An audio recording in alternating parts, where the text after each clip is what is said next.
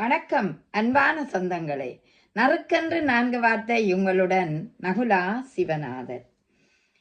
நாங்கள் இன்றைக்கு பேச போற விடயம் என்னென்றால், ஒரு மனிதன் வாழ்க்கைக்கு தேவையானது பண்பா பழக்க வழக்கமா? இந்த இன்றைய வாழ்க்கை சூழல்ல நாங்க பார்க்கிறோம், ஒரு பண்பு எப்படி இருக்க வேணும், பழக்க வழக்கம் எப்படி இருக்க வேணும் என்பதை பார்த்தோம் என்றால், பண்பை எடுத்தமென்றால் இந்த பண்பு குணநலன் சார்ந்த ஒன்றாகவே இருக்கின்றது.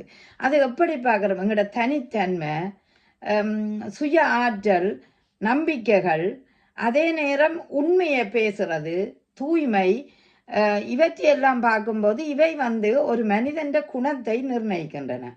அந்த குண இயல்புகள் நல்லதாக இருந்தால்தான் அந்த பண்பு நலனோட வாழக்கூடியவர்களாக இருப்போம்.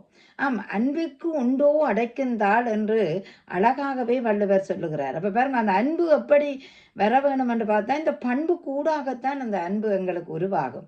ஒரு மனிதன் நல்ல நிலையில முதல் இருக்க வேணும் என்றால் அவனுக்கு நல்ல அன்பு இருக்க வேணும், நல்ல பண்பு இருக்க வேணும். இனி வாரம் பழக்க வழக்கத்தை. பழக்கம் என்றால் ஒரு பயிற்சி தானே. நாங்கள் இன்றைக்கு உடற்பயிற்சி செய்யும்போது எமது பழக்கம் என்றால் அது ஒரு பயிற்சி. பழக்கம் என்றால் ஒரு பயிற்சி. ஆனால் வழக்கம் என்றால் அதை நாங்கள் சரியாக செய்கிறது, ஒரு திட்டமிட்டு செய்கிற ஒரு தன்மைக்கு உருவாக்கப்படுகிறோம். அந்த பழக்கம் வழக்கமாக வந்தால்தான் எங்களோட வாழ்க்கை சீராக கொண்டு போகக்கூடியதாக இருக்கும். என்னென்றால் பாருங்கள், நாங்கள் மரபு ரீதியாக அதை பார்க்கின்றோம். எங்களோட தொன்று தொட்டு மரபு ரீதியாக வருவதுதான் ஒரு பழக்க வழக்கம். என்ன சொல்லுவோம், தொட்டில் பழக்கம் சுடுகாடு மட்டுமென்று சும்மாவா சொன்னார்கள்? எல்லோருமே நாங்கள் பார்க்கிறோம். அதாவது அந்த நிலையை பார்க்கும்போது எங்களுக்கு அந்த பழக்கமும் வழக்கமும் சேர்ந்து வரும்போது அது பழக்க வழக்கம் மரபு ரீதியாக வருகிறது, தொன்று தொட்டு வரக்கூடிய ஒன்று. இப்போ விருந்தோம்பலை எடுத்து பாருங்கள். வீட்டுக்கு வரும் விருந்தினர்களை சாப்பிடுங்கள், இருங்கள், நீங்கள் வீட்டில் நின்றுட்டு போகணும்னு நாங்கள் உபசரிக்கிறோம். அந்த விருந்தோம்பல் தமிழருடைய பண்பாடு. இதைத்தான் சுவைச்சர், அதாவது ஜெர்மனிய விஞ்ஞானி சுவைச்சரே சொல்லுகிறார், திறமையான புலமையனில் அதை வெளிநாட்டவர் வணக்கம் செலுத்த வேண்டும் என்பதற்கு இணங்க அவர் சொல்லுகிறார், செல்விருந்தோம்பி வரவிருந்து பார்த்திருப்பான் நல்விருந்து வானத்தவர் கண்டு. அந்த நாங்கள் எங்களுடைய விருந்தோம்பலை அவர் மிக பாராட்டுகிறார். எப்படி பாராட்டுகிறார்?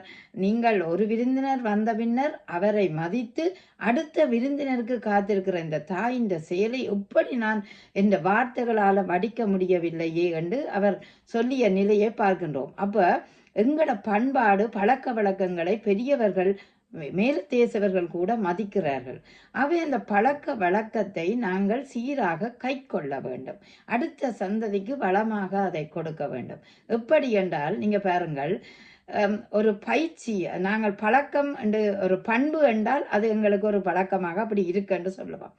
ஆனால் வழக்கத்தில் கொண்டு வரைக்கும் செயற்பாடாக அதை கொண்டு வரோம். அதாவது ஒரு செயலில காட்டுற தன்மை தான் அந்த பழக்க வழக்கம்.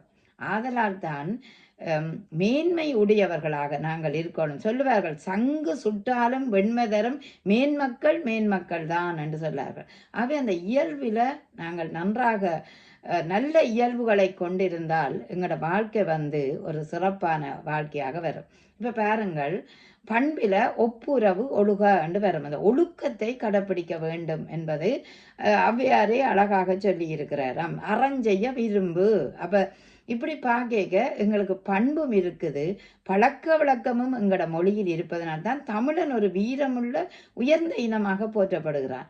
ஆதலால் தான் நாங்கள் புலம்பெயர்ந்து வாழ்ந்தாலும் நிலம்பெயரா அந்த தமிழோட நீதி கதைகளையும் நீதியான செயற்பாடுகளையும் நல்ல பண்புகளையும் அந்த பிள்ளைகளுக்கு விதைக்க வேணும். பாருங்க, பாடறிந்து ஒழுகுபவன் பண்பாடுடையவன் என்று சொல்லுது கலித்தொகை. அந்த பாடு அறிந்து, அவன் பாடு என்னண்டு அறிந்து ஒழுக வேணும். அங்கே ஒழுக்கம் வருகுது, அந்த பாடை அறிதல் வருகுது, அனுபவம் வருகுது, பண்பு நலனும் வருகுது. ஆகவேதான் ஒவ்வொரு மனிதனுடைய வாழ்க்கைக்கும் மேன்மையாக இருக்கிறது. நாணயத்துக்கு இருபக்கம் மாதிரி பண்பும் இருக்கும், பழக்க வழக்கமும் வேணும். அவை ரெண்டும் இணைஞ்சிருந்தால் ஒரு மனிதன் சிறப்பானவனாக வாழ்வான். இல்லையே அவன் தீய பழக்கங்களுக்கு அடிமையாகுவான். உதாரணமாக மது அருந்துதல், சிகரெட் அருந்துதல், இவையெல்லாம் ஒரு தீய பழக்கம். ஏன் இந்த மனிதன் தீய பழக்கத்துக்கு அடிமையாகிறான்? அவனுக்கு அந்த பழக்க வழக்கம் சரியாக அமையவில்லை, ஒழுக்கம் சரியாக அமையவில்லை. ஆதலால் தான் அவற்றை அவன் நாடுகிறான்.